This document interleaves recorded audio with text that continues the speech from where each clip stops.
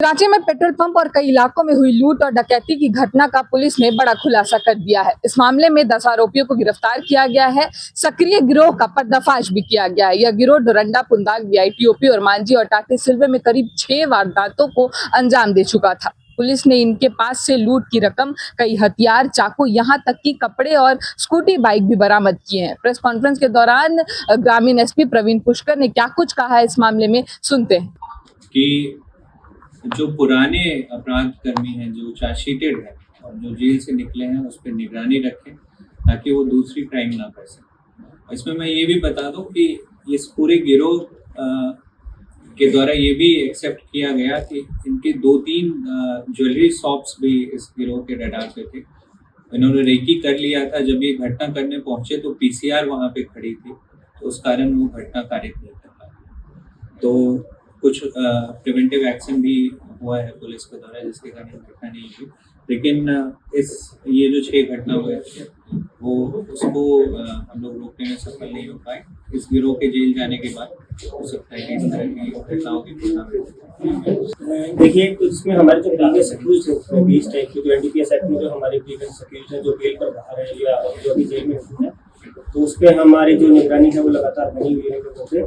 हालांकि जैसे कि आपने बताया कि कल रात को कुछ बार पे रेड करी गई थी, तो पुलिस को इन्फॉर्मेशन मिली थी, इंटेलिजेंस इन्फॉर्मेशन मिली थी कि कुछ पर्टिकुलर बार है जिसमें नशे की जो ड्रग्स है उनकी कुछ डीलिंग या सेवन किया जा रहा है। उसी के आधार पर कुछ रेड जो है पुलिस के द्वारा की गई थी। हालांकि उसमें क्वांटिटी काफ़ी स्मॉल रहने के कारण लोगों ने कुछ छुपा लिया होगा और उसमें कुछ मेजर अचीव हम नहीं कर पाए। But as a measure of prevention हम लगातार जो ऐसे जो स्पॉट्स हैं जहाँ पर ये इसकी सूचना मिलती है, पुलिस के द्वारा रेड की जाती है। और हमारी जनता से भी यही फिर से अपील है कि अगर आपको कुछ ऐसी इन्फॉर्मेशन मिलती है तो इन्फॉर्मेशन पुलिस को दें। हालांकि पुलिस, हम ये एश्योर नहीं कर सकते हैं कि हम 100% सक्सेस रेट के साथ काम करेंगे, but will try our best कि जितने भी ऐसी जो इन्फॉर्मेशन मिलेगी हम उस पर कुछ ना कुछ एक्ट करें। और संभवतः जैसे कि आपने देखा होगा कि रिसेंटली एलएसडी का जो कुछ जो फॉरेन कंट्री से जो एलएसडी के जो ऑर्डर्स हैं उनको भी इंटरसेप्ट किया गया था और उन लोगों को जेल भी भेजा गया था। और उन्हीं लोगों के द्वारा जब सेकंड ऑर्डर जब उनका आया तो उसका भी इन्फॉर्मेशन हमारे पास आया था कि वो ऑलरेडी जेल में थे, बट उनका जेल जाने से पहले जो उन्होंने ऑर्डर प्लेस किया था उसको भी इंटरसेप्ट करके एक फ्रेश केस पुलिस के द्वारा फाइल किया गया था। तो इसी तरह लगातार हमारी नज़र जो है बनी हुई है। हालांकि किसी भी जो ये ड्रग्स मिसयूज या ड्रग्स का जो एनडीपीएस की जो प्रोहिबिटेड ड्रग्स हैं, इसके केसेस में सबसे ज़्यादा ज़रूरी हो जाता है एजुकेशन, अवेयरनेस। और हम पेरेंट्स से भी अपील करना चाहेंगे कि पुलिस अपना काम कर रही है, पुलिस डिटेक्ट कर रही है, पुलिस उनको कम करने में, उनकी एक्टिविटीज़ को रिस्ट्रिक्ट करने में पुलिस का रोल है। हालांकि अगर सिविल सोसाइटी और पेरेंट्स स्पेशली या स्कूल्स में अगर कुछ अवेयरनेस कैंपेन लगातार चलता रहे जिससे इसके साइड इफेक्ट्स का भी लोगों को पता चलता रहे, तो उससे जो पुलिस का जो काम है वो काफ़ी आसान हो जाएगा।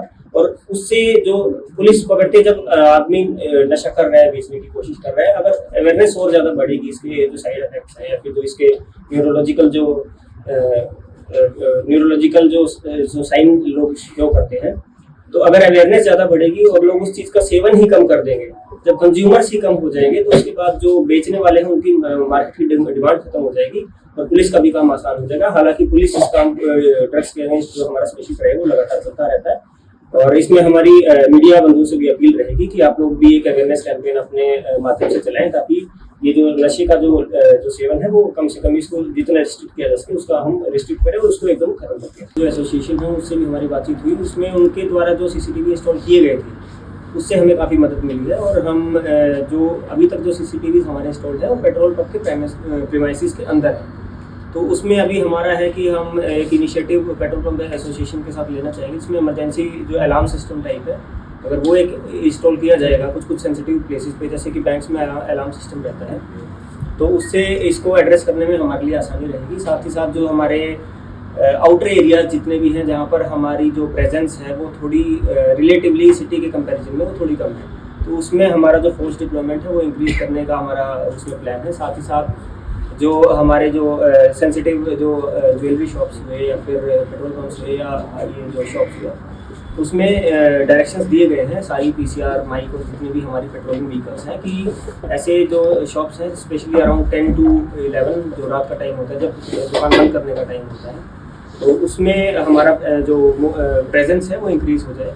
इसमें चूंकि अपना मार्ट वाले केस में उसके जो फॉर्मर एम्प्लॉयज हैं वही इसमें एक्यूज हैं जो पहले काम करते थे, तो हमने कुछ शॉप्स को ये भी बोला है कि जो उनके पुराने एम्प्लॉयज हैं जो किसी कारणवश हटा दिए गए हैं उनका रिकॉर्ड मेंटेन रखें, ताकि ऐसे कोई फॉर्मर डिसग्रेंटेड एम्प्लॉयज हैं उनको आइडेंटिफाई करने में, और अगर वो घटना को पारित करते हैं तो उनको आइडेंटिफाई करने में पुलिस के लिए काम आसान है। जब वो आ रहे थे, LSD की जो स्ट्रिप्स आ रही थी वो डिटेक्ट किया गया है, क्योंकि वो पोस्ट ऑफिस के माध्यम से निगरानी रखी जाती है। ऐसी बार में भी लगातार रेड या फिर जो इन्फॉर्मेशन नेटवर्क है उसको स्ट्रॉन्ग किया जा रहा है, ताकि ऐसी एक्टिविटीज पर पुलिस के द्वारा जो बंदिश लगाई जा सके। Thank you sir.